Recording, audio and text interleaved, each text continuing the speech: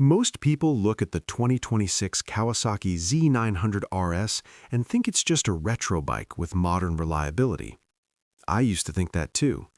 But the more I looked at it, the more I realized this bike isn't trying to be retro for nostalgia.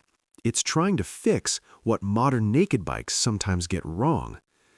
When I compare it to aggressive street fighters like the MT-09 or even Kawasaki's own Z900, the difference is obvious.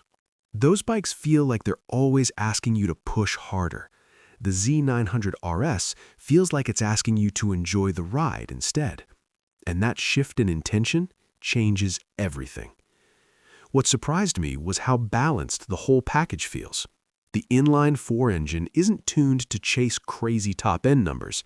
It's tuned for usable torque in the mid-range. I noticed that when I looked at how the power builds. It's smooth, predictable, and strong without being overwhelming. Most people miss this. Smooth doesn't mean boring. In real-world riding, especially in the US where you're cruising highways, back roads, and city streets, that smooth mid-range matters more than peak horsepower. You're not living at redline. You're rolling on the throttle out of corners, merging onto highways, or just enjoying that classic inline-four sound. And yes, that sound still matters.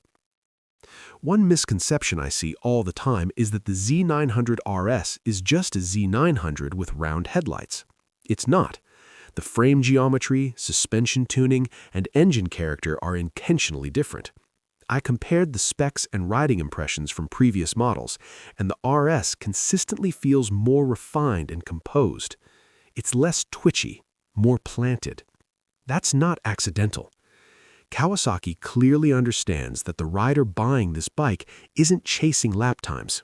They're chasing feel, and feel is something you can't measure on a spec sheet. Another thing that stood out to me is the design restraint. In 2026, a lot of bikes are overloaded with sharp lines, giant screens, and overly futuristic styling. The Z900RS keeps the analog style gauges, the classic tank shape, and the timeless silhouette inspired by the legendary Z1. And here's what most people don't think about. That timeless look protects your investment. Trendy bikes age fast. Clean, classic designs don't. 5 or even 10 years from now, the Z900RS will still look right. That's a big deal if you're not the type who swaps bikes every season. Now let's talk about weight, because that's where critics usually jump in. Yes, it's heavier than some modern nakeds, but when I looked at the full package, steel trellis frame, premium suspension, comfortable ergonomics, the weight makes sense. And here's the practical takeaway. Balance beats numbers. If a bike feels stable mid-corner and confident at highway speeds, a few extra pounds stop mattering, especially for street riders. What I personally appreciate is the riding position. It's upright without feeling like a cruiser, sporty without punishing your wrists. I compared it to more aggressive bikes, and after an hour, those start reminding you they're sport machines. The Z900RS just fades into the background. That comfort changes how often you actually ride, and that's something most buyers underestimate. The best bike isn't the one with the biggest spec sheet. It's the one you want to take out again tomorrow. Another interesting detail is how Kawasaki resists overcomplicating the electronics.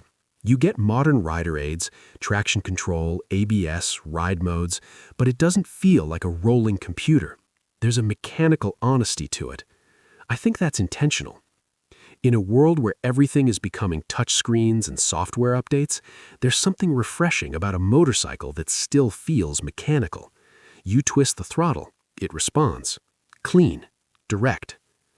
Let me point out one more mistake people make, assuming retro equals beginner-friendly. The Z900RS still has serious power. It's not a starter bike. It demands respect. But it delivers that power in a way that feels mature rather than chaotic. That maturity is what defines the 2026 version for me. It doesn't scream for attention.